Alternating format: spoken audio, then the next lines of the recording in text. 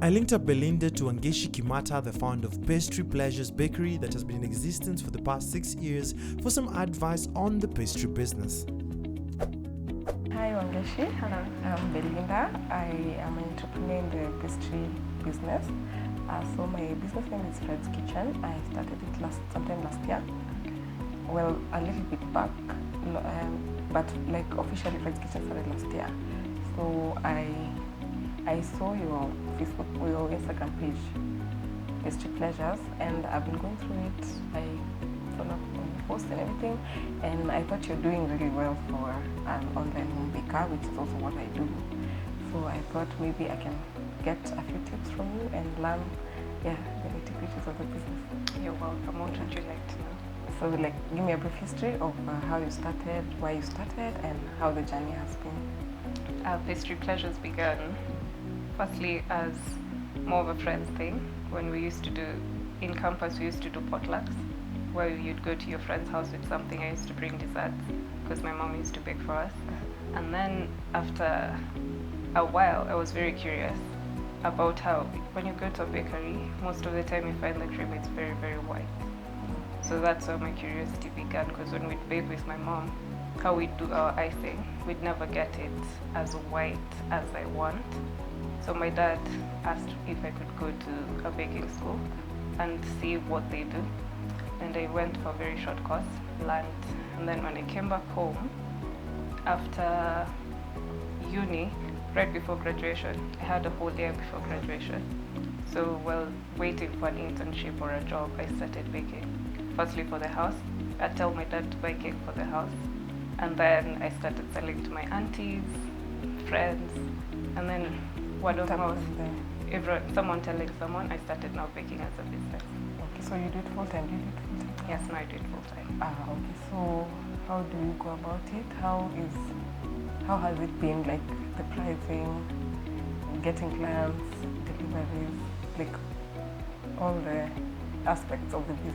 For pricing, the best thing I've learned is you have to calculate all your ingredients, how much it costs you for every single item, and how many hours it will take you to do every single thing. Then you can gauge yourself. Do I want to charge for each cake or for each day, however much I take on? Do I want a certain fee, or do I want a percentage from each cake? And then once you do that, you can decide on your profits, your miscellaneous, your savings, and how you want to grow your business from there. So that's what I personally do for my pricing. And for marketing, best thing I've learned is, firstly, word of mouth works much better than any other medium. So if you always have good work and you deliver what the client wants exactly, try go a bit above, because at the end you can't just copy paste what they wanted. You have to give it a bit of a personal touch, because you don't want people to say, because we can take the same photo, replicate it kabisa, and when you come take a photo, someone can say you stole my work. Sure. So you have to do a bit of a personal touch. So when a client is happy, they will tell a friend, who will tell a friend, and they'll come back. And also social media really works, especially Instagram, because it's basically now our website for your work, where you post your entire portfolio. You can be personal with clients, or you can just choose to showcase your entire work. And also consistency works very well. So because I've noticed, the more consistent I am, the more people trust that yes, I do the work. And sometimes I'll show a bit of behind the scenes, so they can see, it's truly me who's doing it. And some clients actually prefer to see that, you're actually working on my tomorrow's cake today, so it's not something that you've done it a week before. Also, I saw on your Instagram you do classes for pastries. How did you get into that, and how did you decide on the charges? Well, for charging for classes, that you just do like you would for your cakes, because basically you're selling the cake to someone, including the recipe as well. So because you see, most of my students who are my clients, so some want to continue, instead of just buying, they want to learn. So considering you're losing the client, but it's still a student, you have to charge for the recipe. So say if I would charge one cake at 2,000 and I want to charge a recipe at 1,000, the class will be 3,000. But that's up to you. You don't have to have So a you fixed have- figure. You have like specific times of the year that you do your classes, or it's if I want to learn, I contact you and then you organize for me, or Yes, right now I'm only doing private classes. when you So go to the client or they come to you. either is fine. So depending on you, if you want to come to me, I'll tell you which hours I'm available. If you want to learn with other people, because there are people who don't want to, they're very uncomfortable learning with other people because of their speed. So for that, you just talk to your client, your student to be. So I also learned that you had a store, a shop. How was that, and how did you decide to go into it, and why did you Close it. close it? Yeah. So I didn't close it because of anything bad. It's just my business. What I want for my business, running a shop doesn't merge with what my goal is. Because me as a consumer, I don't want old food. So as I'm a seller, I also had a problem with that. Like if we make cupcakes or chapatis or cakes today, if they don't end by the end of the day, we can't sell that tomorrow, which also will equate to a lot of losses. So because I prefer to have orders only, you can't do that at a shop. So that's why I moved to be a home baker again because of that. So, and how was it? But like, did the shop make any significant difference, like from doing it just from the house and then you had a physical place that someone can come and order? Did it increase the clientele? It actually increases, mainly because there's a lot of walking clients on the road, so people who've never heard of you. And most people are curious. They want to see what's going on here. And also with a shop, there's that smell.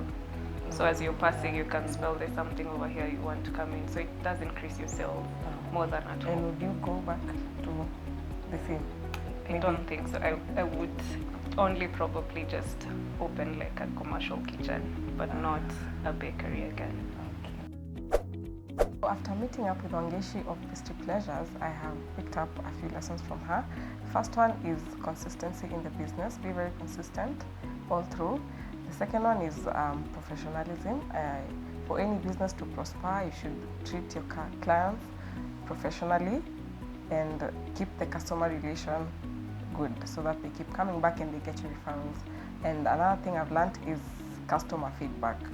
You listen to your customers and try to apply the feedback that they give, and then that's how you grow and get to where you desire.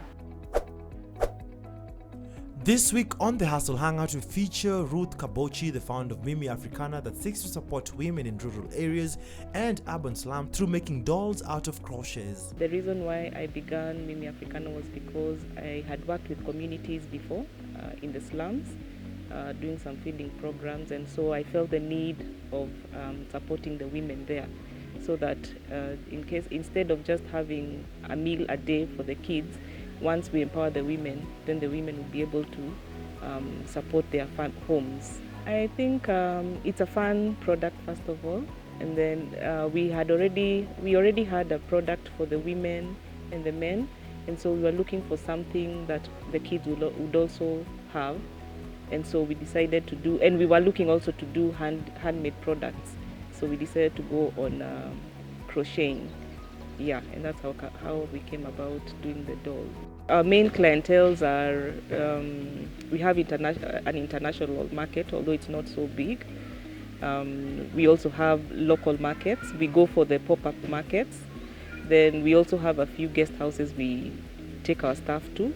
Also have other products. We have the dolls now. We have Maasai baskets, the Maasai sandals. We have baskets. We have the fleece Maasai blankets.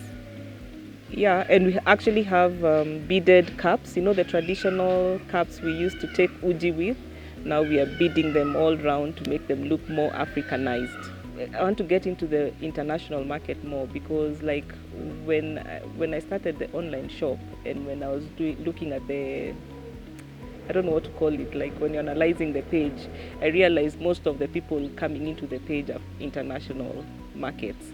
So I also want to get more into that market and maybe get a workshop, a proper workshop where the women can come there and meet other women, because most of them don't even know each other. So they can come meet each other and share their stories and all that. Thank you so much for having watched the show. Hope you've learned a thing or two from the conversations I've had with Belinda and also Belinda's conversation with Ongeshi on the pastry business. If you're an entrepreneur out there and you'd like to be a part of the show, remember we are always here for you. You can reach out to us on our social media handles, which are running below the screen, at KTN Home across all social media platforms, that's Facebook, Twitter, Instagram, as well as at Ian Dennis Network. Remember each and every Wednesday to grab a copy of The Standard to read the Hustle magazine, where I usually write the Business Coach column. And also check out the Business Coach website, that's businesscoach.co.ke, to learn more about business and entrepreneurship. My name is Ian Dennis, and this has been the Business Coach, where you help entrepreneurs better their businesses. Here are events to look out for. On February 28th, there's an After 5 event for creatives at Meta Nairobi from 6 p.m. to 8 p.m. On February 29th, there's a digital skills training happening at the American Spaces from 9 a.m. to 1 p.m. On March 6th, there's a Women in Leadership Awards happening at the Intercontinental Hotel from 7 p.m. to 10 p.m. hosted by Enaki Africa. If you like your event mentioned or the Business Coach to be a part of your event, feel free to reach us on our social media handles.